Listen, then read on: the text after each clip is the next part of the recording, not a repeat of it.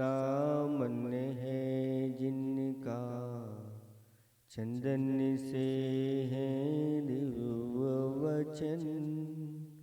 अक्षत सम अक्षत है श्रद्धा, सुमनो सा सुंदर है तन। नैवेद्य चरित्र ज्ञान है दीपक, बसु विधि करते धूप दहन। ध्यान सुफल है अर्घ समाधि, मुनिवर तुमको नित नमन। अनर्घ पद को पाने गुरुवर, मेरा अर्घ समर्पित है। एक जीवन क्या सौ सौ जीवन, गुरुवर तुम्हें समर्पित है। ऋषिवर तुम्हें समर्पित है। देवादिदेव 1008 बंधा जी के चैतन्य चमत्कारी अतिशयकारी अजितनाथ भगवान की। परम पूज्य 108 आचार्य पिबर गुरुवर श्री विद्यासागर जी महाराज की। 3,9 करोड़ मुनिराजों की।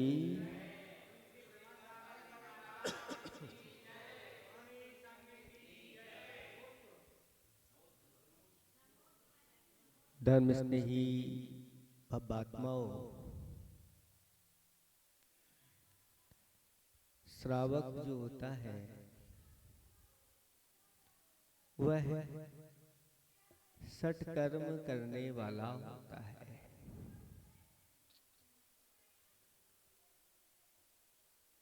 वह कौन से सत्कर्म होते हैं? तो एक सांसारिक सत्कर्म होते हैं। असी मसी विद्या, वाणिज्य, कृषि और शिल्प, इनके माध्यम से वह आजीविका करता है। तो निरंतर सत्कर्म की, सट काय के जीवों की विराधना होती है, जिसके माध्यम से वह निरंतर पाप का संचय करता चला जाता है। इस पाप को धोने के लिए वह क्या करे? तो आचार्य भगवंतों ने सट आवश्यकों का उपदेश दिया। आवश्यक वह कहलाते हैं जो अवश्य करनी होते हैं।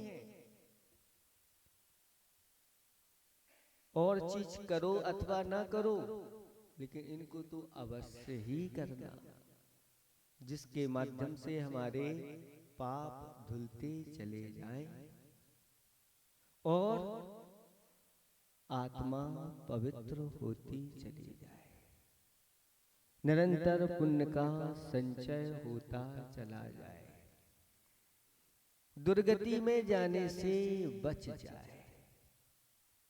वो सट आवश्यक क्या है? तो दान, पूजा, गुरु देव पूजा, गुरुपास्ति, स्वाध्यायः, संयमस्तपः, दानम चेति गृहस्थानां षट्कर्माणि दिने दिने। दिने दिन यानी प्रतिदिन ये 6 कर्म हैं जो धर्म के रूप में कहे गए हैं, आवश्यक के रूप में कहे गए। सबसे पहले जिनेंद्र भगवान की पूजा करना। जिनेंद्र भगवान की पूजा करने से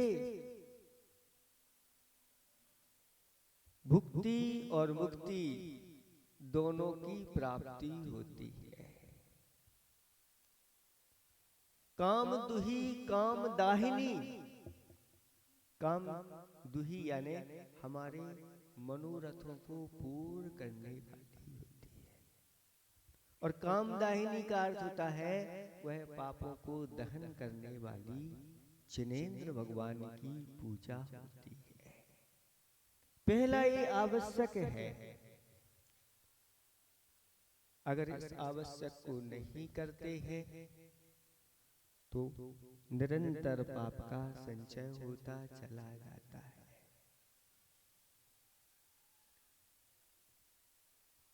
पेट पूजा तो करते हैं, कितनी बार करते हैं? जितनी बार पेट पूजा हो उतनी ही बार देव पूजा भी होना चाहिए। अगर आप एक बार पेट पूजा करते हैं तो आप एक बार पूजा कर लो। अगर 2 बार पेट पूजा करते हैं तो धीरेन्द्र भगवान की 2 बार पूजा कर। और अगर बार बार आप अपने पेट की पूजा करते, पेट पूजा जानते हैं आप लोग क्या कहलाती है? पेट पूजा, पेट को तिलक लगाना, पेट की आरती उतारना, वो पेट पूजा नहीं। जो पेट के लिए आप बार बार देते हैं वो पेट पूजा कहलाती है।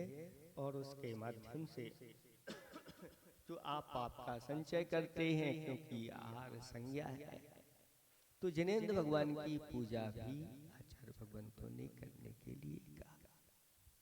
फिर उसके बाद आता है नंबर गुरुपास्थि, गुरुओं की उपासना करना। रत्न करंडक श्रावकाचार ग्रंथ में आया है, उच्चै गोत्रम प्रणतेर भोगो दाना दाना उपासना पूजा भक्ति सुंदर रूपम। गुरुओं को नमस्कार करने से क्या मिलता है?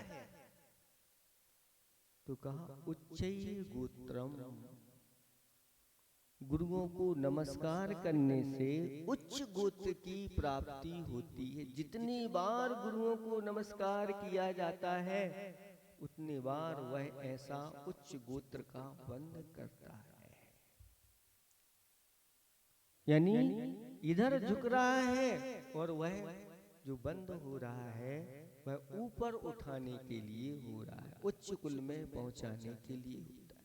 उच्चै गोत्रम प्रणतेर भोगो दानात्, गुरुओं को दान देने से अनेक प्रकार के भोगों की प्राप्ति होती है, कोई कमी नहीं रहती।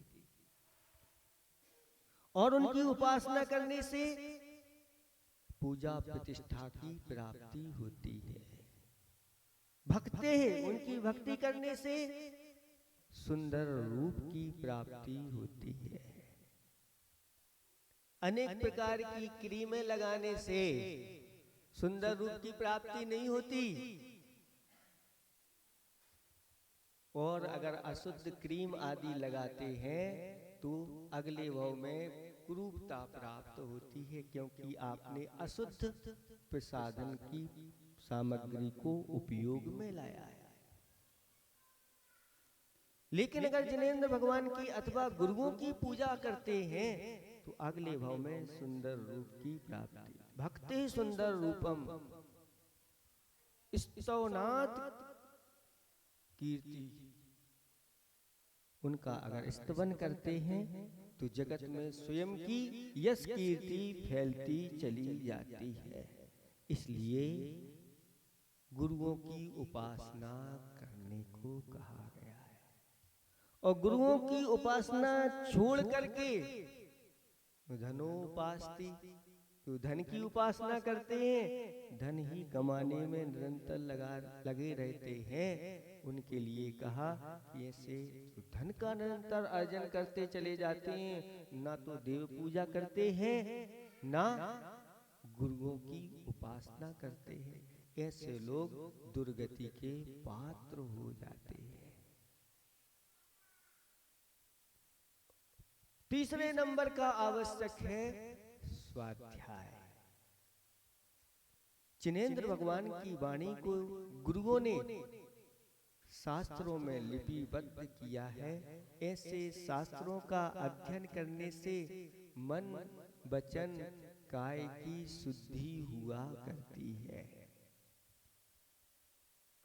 पापों की निजरा होती है और आगे के लिए हमारा मार्गदर्शन। अज्ञान का नाश होता है, सम्यक ज्ञान का प्रकाश होता है। हे का त्याग होता है, उपादेय का ग्रहण होता है, और आगे जाकर के वह इन सबसे ऊपर उठ करके उपेक्षा आदि संयम को प्राप्त करने वाला होता है। इसलिए प्रतिदिन स्वाध्याय जरूर करना चाहिए। लेकिन स्वाध्याय ना हो करके स्वाध्यायः दैनिक भास्करम,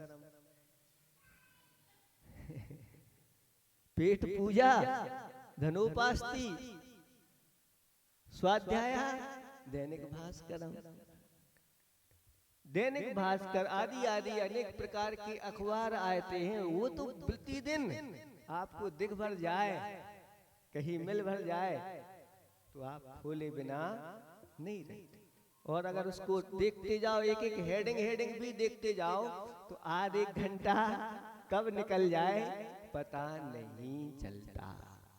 लेकिन स्वाध्याय की बात आ जाए तो फिर मन नहीं लगता। ऐसी स्थिति हो जाए। प्रतिदिन स्वाध्याय करो, संयम अपने जीवन में संयम को अपनाओ। संयम जैसे गाड़ी में ब्रेक होते हैं और गाड़ी सही सही स्थान पर पहुंच जाती है, बड़ी बड़ी घटनाओं से वह ब्रेक बचा देते हैं, ऐसे ही अपने जीवन में संयम जो धारण करता है, इंद्रिय संयम और प्राणी संयम प्रतिदिन करना, इनको संयमित करना, अपनी इंद्रियों को संयमित करना और जीवों की रक्षा हो, इसलिए ऐसी प्रवृत्ति करना, ये संयम कहलाता है। लेकिन इस संयम जिनका नहीं होता तो संयमम अस्पतालम, अस्पताल में लोग संयम धारण करते हैं। कैसे संयम? जब बीमार हो जाते हैं और अस्पताल में भर्ती हो जाते हैं तो डॉक्टर कहता है बस अब आपको इस प्रकार के संयम से बरतना है, आपको ये लेना है, ये नहीं लेना है, ये करना है, नहीं करना है। तो वर्तमान की दशा तो कैसा संयम हो रहा है? संयम अस्पताल। और तब एक आवश्यक कहा गया है कि अपनी इच्छाओं को निरोध करना। जो अपनी इच्छाओं को निरोध करके वो फिर तप करता है, उसकी आत्मा कुंदन जैसी दमकती लगती है। लेकिन तप से दूर भाग रही है आज की पीढ़ी। उसका तप क्या है? तपः गरम गरम चायम। ये प्रतिदिन का तप हो गया, गरम गरम चाय चाहिए, जिसमें चाय में 10 प्रकार के विष बताए गए हैं। और ये कैसा मीठा जहर है, स्लो पॉइजन है, जो धीरे धीरे करके हमारे अनेक प्रकार के शारीरिक और मानसिक अवयवों को वह बिल्कुल निष्क्रिय बना देती है। ऐसे उसमें विष डले रहते हैं धीरे धीरे करके। इसलिए इसका त्याग करो, नहीं तो आगे जाकर के स्थिति ऐसी हो जाती है कि इसकी एक बार लत लग जाती है तो छूटना बहुत मुश्किल होता है। मरने के बाद भी उनके परिवारजन कहते थे इनको तो बार बार चाय की ही मांग रहती थी, इसलिए जहाँ जलाने पर वही उसके पास में जहाँ जलाते हैं वहाँ 1 कप चाय रख करके आ जाते। आंखों से हमने देखा। एक कहाँ की बात है, हम लोग जंगल जाते थे, एक व्यक्ति मुड़ मुड़ाए और हाथ में चाय और तंबाकू की पुड़िया।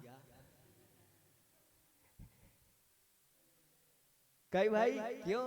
हमारे जो पिताजी उनकी अंतिम इच्छा ये स्थिति बन जाती है। हम संयम की ओर आगे नहीं बढ़ पाते। ऐसी लतें जो अपने जीवन में बहुत हानिकर होती हैं, इसलिए इसका त्याग करना चाहिए और अपने जीवन में अनेक प्रकार के तप होते हैं, उन तपों को अंगीकार करना चाहिए। 6 अंतरंग तप और 6 बाह्य तप।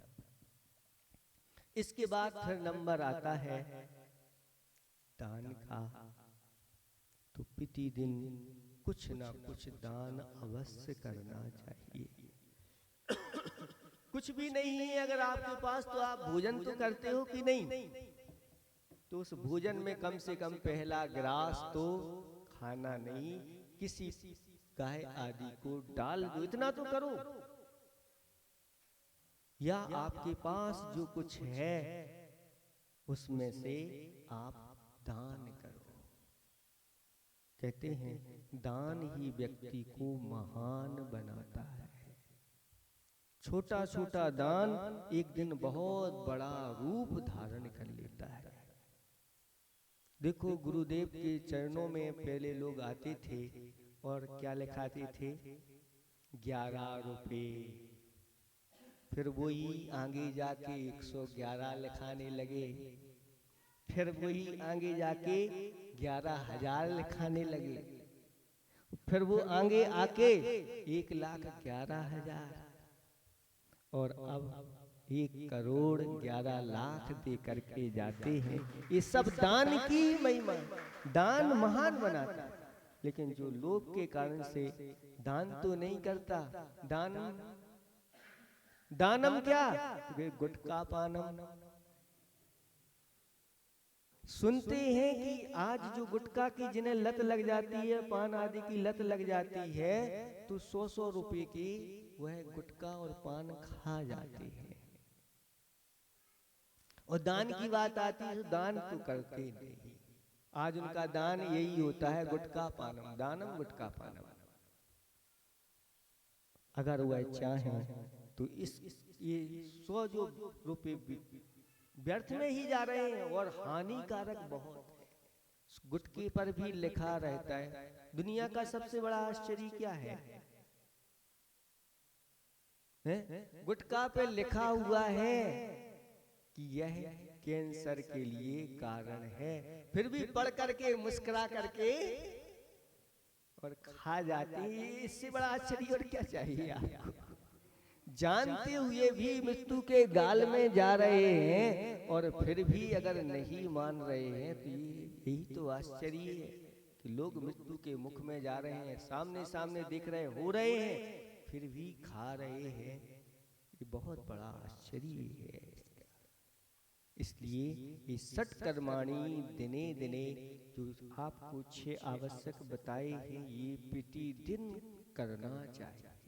और अगर नीचे वाले जो बताए हैं वो करते हैं तो नारकाणाम षट्कर्माणि दिने दिने। कौन कौन से?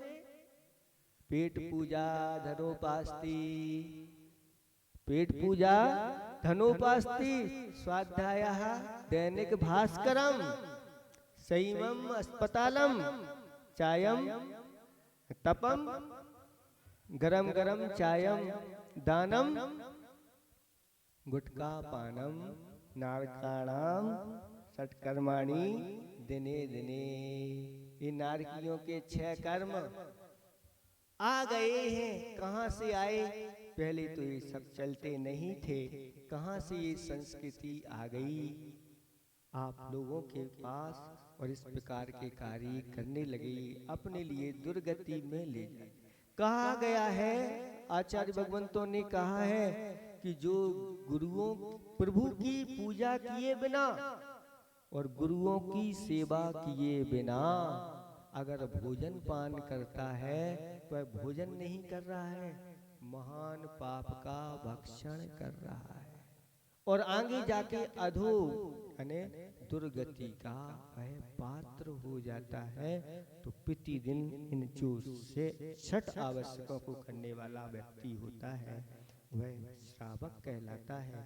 इनको अवश्य ही आप लोगों को अपने जीवन में उतारना है, जिसके माध्यम से हम दुर्गति के पात्र नहीं बने, सद्गति के पात्र बने। आप सब सद्गति को प्राप्त हों। इन्हीं भावना के साथ अहिंसा परमो धर्म की